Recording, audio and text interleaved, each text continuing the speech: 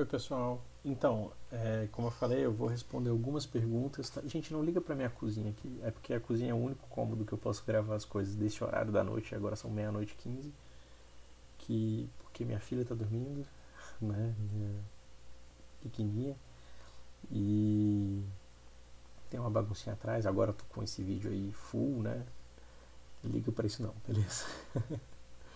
Mas olha só. Vamos lá para as perguntas. Primeiro, teve uma jovem que me mandou no privado.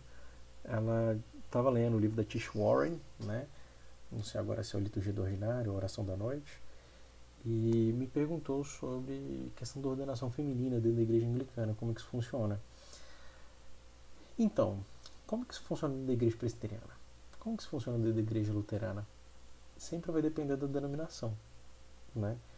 Então, eu posso falar assim, estatisticamente, a maioria das igrejas anglicanas hoje aceitam algum nível de ordenação feminina.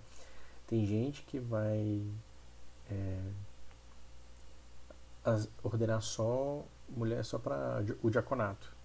Tem gente que ordena até o presbiterato, tem gente que ordena até o episcopado, né? Mas aí vai depender um pouco da denominação. A comunhão anglicana, seria a maior denominação, por assim dizer, né, que é a união de várias províncias. Como posso dizer? Funciona mais ou menos assim, a igreja anglicana. Tem a igreja local faz parte de uma diocese. A diocese faz parte de uma província. A província faz parte da comunhão anglicana, né? Só que tem províncias que não fazem parte da comunhão anglicana, né? Mas é a maior denominação, por assim dizer. Dentro da comunhão anglicana, normalmente tem algum nível de ordenação feminina. Tem algumas províncias que não estão na comunhão anglicana, mas que são de orientação mais evangélica, ou tem quem é muito contra, como o Free Church of England, a REC, a Reformed Episcopal Church, e tem outras que são a favor, em algum nível, né? Como a própria ACNA. A REC faz parte da ACNA, mas eles mantêm não ordenando mulheres, e a ACNA respeita. A própria ACNA, a denominação do qual a Tish Warren faz parte, ela é uma província, né? E ela funciona assim, olha, cada diocese decide. A maior parte das dioceses ordena mulher em algum nível. Poucas dioceses, as da REC mais uma, não ordenam mulheres, at all. Tem outras dioceses que ordenam só para diaconato, tem outros que ordenam para presbiterato. Episcopado não tem, porque a província, a RAC, né, ela é junta de outras igrejas lá, é uma história mais complicada. E eles mantêm o episcopado só para homens. Eles até já estudaram a possibilidade de mulheres bispas, mas não vingou, não deu certo. Então, assim, é o que eu vou falando, depende da denominação, né? Apesar de estatisticamente a maioria tem algum nível de ordenação feminina, mas vai depender. Aqui no Brasil tem a IEAB, que é uma igreja mais antiga, mas que já está num viés mais liberal, que aceita até o episcopado. Tem a IAB, Igreja Anglicana do Brasil, que era a antiga diocese do Recife, né, do Robson Cavalcante. Eles aceitam até o presbiterato, mas não o episcopado. E tem umas anglo-católicas que não aceitam para nenhum nível da ordenação feminina, mas são normalmente, essas anglo-católicas são muito pequenas, 2, 3 igrejas que querem ser mais católicas que protestantes. Então, essa é uma pergunta. Vamos lá. Tem mais perguntas aqui que o Ericeira mandou para mim. Marcel, o que você pode me dizer sobre a comunidade anglicana em Lagos, Nigéria? Tornou-se a maior do que aquela sediada na Inglaterra?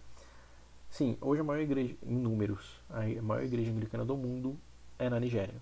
É na África, não é na Inglaterra, curiosamente. E normalmente no sul global, né, África, América do Sul e tal, onde tem a maior resistência conservadora da comunhão anglicana. Curiosamente. Enquanto a Inglaterra e outros lugares estão numa pegada mais liberal e tal, os sul-africanos, os indianos, eles são um bastião de conservadorismo. Isso é uma coisa bem legal. Um dado curioso que até por alguns problemas dentro da comunhão anglicana, onde o arcebispo deveria ter feito alguma ação contra um pastor com a denominação anglicana nos Estados Unidos, a respeito de uma questão da homossexualidade, que tinha um pastor que se declarou homossexual, disse que estava no relacionamento e que não ia largar de mão. A comunhão falou para essa igreja dos Estados Unidos tomar alguma atitude em relação a isso. E ela não tomou. E aí se passou 10 anos e a comunhão anglicana não fez nada. Aí os conservadores ficaram assim indignados. E eles criaram uma organização paralela. Eles continuam na comunhão anglicana. Aí tem a GAFCON, que é Global Alliance of Global Anglicans for the Future Conference, uma coisa assim. Agora eu não estou lembrado o nome, a sigla direitinho. Que é justamente para promover o movimento mais conservador. Mas assim, gente, conservador deve depender de que vocês consideram conservador, né? Então, o pessoal da GAFCON tem a ordenação feminina. A IAB, aqui no Brasil, é da GAFCON. A ACNA é da GAFCON. Normalmente são igrejas que saíram de igrejas da comunhão anglicana por causa de questão de homossexualidade ou outros problemas, e a GAFCON ela recebe, né? Porque essas que, aí, tipo a IAB ou a TEC nos Estados Unidos, elas se mantêm da comunhão anglicana. Então, aí eles saíram de lá, aí a GAFCON recebe eles. E os africanos, certamente, são grandes líderes aí desse movimento. 2. Como é a comunidade anglicana no Brasil? Um pouco das características, demografia, etc. Olha, aqui que eu falei, tem a EAB, que se concentra mais ali. Tem alguns lugares do Nordeste, mas tem Centro-Sul, né? Tem uma em Brasília, duas, mas de pouca expressão assim, em comparação a outras igrejas. Tem essa IAB que tem crescido, né? Tem uma comunidade aqui em Brasília. Eles são mais, num geral, eles são mais evangélicos, mas eu sei que tem uns caras assim mais católicos dentro, mas todos protestantes. Mas a maioria é no Nordeste. Eles estão com algumas missões do Espírito Santo, tem aqui em Brasília, parece que até um em São Paulo, mas a maioria é no Nordeste, porque surgiu lá, né? Era uma diocese do Recife, né, que separou dessa IAB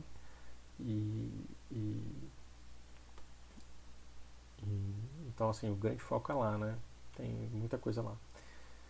Então assim, em comparação a outras denominações, é uma igreja muito pequena, mas tem crescido, né? Tem começado a ter alguma expressão aí na internet, né? A galera interessada em liturgia e tal, e aí isso aí acaba aparecendo, essa denominação acaba aparecendo aí para esse pessoal. Então, assim, tem uma galera bem bacana lá, né? Considerando que é o legado do Robson Cavalcante, que foi um cara, assim, bem joia, sabe? Mas, assim, tem ordenação feminina, né? Isso não é uma coisa de diocese, como é na ACNA, é da província. Então, todos os lugares, todas as dioceses têm ordenação feminina para diaconato e presbiterato, né? Então, assim, é conservador, mas tem essas coisas também, né? Vamos lá. 3. Como ocorreu e como está a igreja anglicana depois do cisma recente? Essa foi o Otávio que colocou. Eu não sei que cisma ele está falando. Ele falou de uma coisa da questão da homossexualidade. Então, eu acho que foi essa questão da GAF, como que eu estava falando, né? Porque a comunhão anglicana se reúne de 10 em 10 anos. Teve esse problema nos Estados Unidos. A comunhão anglicana falou que a TEC, né, a The Episcopal Church lá nos Estados Unidos, devia tomar alguma atitude, não tomou, e aí o arcebispo não fez nada, deixou passar. E aí a galera ficou bolada, fez a GAFCON, né, como uma resposta conservadora. E eles não querem ser da comunhão anglicana, eles querem renovar a comunhão anglicana, né? Mas aí tem alguns impedimentos jurisdicionais, e aí eles criaram isso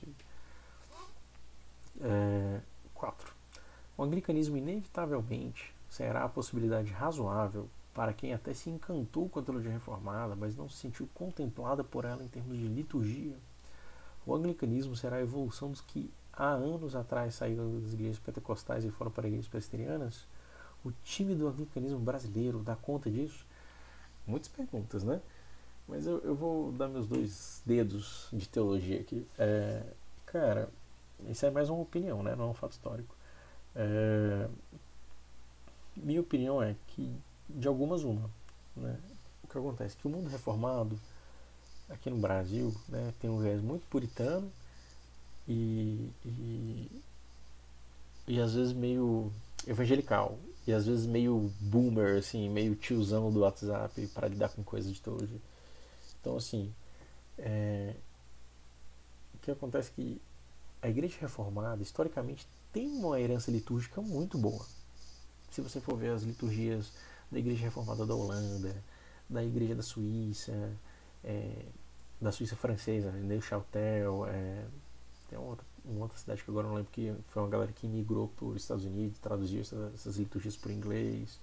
É, a liturgia do Palatinado, que tem umas influências alemãs e tal, é muito bacana, sabe? É, você vai ver que elas têm uma herança litúrgica muito boa também. A liturgia de Genebra, talvez não vai ter um sussurro corda de responsório, mas na Eucaristia de Genebra de Calvino tinha uma paráfrase do Sursum Corda, de agora que estamos elevando os nossos corações a Deus, cantemos que Ele é santo e etc, etc. Então, assim, a Igreja Reformada tem uma herança litúrgica maravilhosa, só que a gente não sabe, porque o nosso presbiterianismo, né, que é a denominação reformada mais proeminente, ela é americana, do século XIX, né, que já tinha uma pegada revivalista, evangelicalista. Então a gente herdou isso, a gente não herdou a herança europeia e tal, que tinha uma visão melhor de liturgia. Então, assim, não somente na Inglaterra, até, cara, o diretório de culto de Westminster, que foi uma coisa que os Estados Unidos não herdou, tem um quê de liturgia a mais que a gente não tem aqui, né? Que dirá as igrejas reformadas do continente, né? Então, assim, eu acho que tem chance do reformado ter uma recuperação litúrgica boa e eficiente se ele fizer essa busca, sabe? Não é uma coisa que vai mudar agora, não é só o pastor que vai mudar de ideia. Estou falando assim de uma coisa de 20 anos. Quando vocês forem os presbíteros, diáconos e pastores e líderes leigos da igreja, que esse tipo de coisa vai mudar se vocês quiserem. Então, assim, é possível dentro da Igreja Presbiteriana do Brasil, entre outras, de inclinação reformada, que isso aconteça. E se a gente pesquisar bem, tem até um livro de um huguenote, um francês que foi radicado na Inglaterra, foi exilado, voltou e tal, e aí ele escreveu um livro falando como a Igreja da Inglaterra, ao contrário do que os puritanos falavam, ela se conformava com as práticas e teologia das igrejas reformadas do continente. E ele vai falar uma série de coisas bacaníssimas, assim, tipo assim, cara, na igreja da Hungria, né, eu falei da Hungria no grupo do Zap, né? Tem episcopado. Na igreja da Suíça, mesmo essas igrejas que são assim, mais presbiterianas, sempre tinha um pastor presidente. Que, na prática, né, um pastor supervisor, um pastor superintendente, entendeu? É, tem as igrejas na Polônia que também tem os dias dos apóstolos, comemoram os dias dos apóstolos, entendeu? E por aí vai. Então, assim, não é. Tem essa narrativa, né, de que isso é muito católico e tal, mas, cara, isso era coisa das igrejas reformadas. Eu admito que nas igrejas reformadas como um todo, elas eram um pouco mais contidas nesse questão de calendário cristão e tal, mas tinha, eles comemoravam, cara, em Zurique, comemoravam Pentecostes, Ascensão, em Heidelberg, eles permitiam até que comemorasse tipo uma comemorasse não, vivesse tipo uma quaresma, né? Tipo, eles só não falavam que era quaresma, mas é igual a quaresma. Então, assim, tem esse lastro no meio reformado. O problema é que a gente não enfatiza tanto isso por causa que a nossa herança reformada veio de outro lugar, né? Então, o anglicanismo pode ser o refúgio de quem gosta de liturgia? Pode, entendeu? Mas tem outros elementos aí. Então, por exemplo, se o camarada não é a favor de ordenação feminina, ele vai ter muita dificuldade aqui no Brasil. Porque a maior denominação que a anglicana permite. Então tem que ser uma coisa muito qualificada, sabe? Então, assim, tem outros fatores que não é só liturgia, sabe? Pode ser que venha uma outra denominação anglicana e faça alguma coisa. Tem uma aqui, mas bem menor, que é a Igreja Anglicana Reformada, né, aliada à Free Church of England, que não aceita ordenação feminina. Mas é muito pequena, sabe?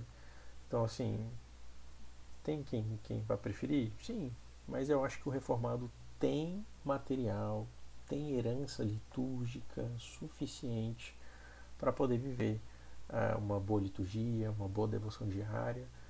O negócio é que tem que minerar, né? Porque aqui no Brasil a gente não teve isso. A gente não tem essa herança por default, né? Por definição. Então a gente tem que fazer esse trabalho e se a gente quiser mudar as nossas igrejas reformadas, isso vai demorar aí uns bons 20 anos, assim como quem quis implementar essa coisa mais reformada das igrejas reformadas demorou 15, 20 anos para fazer.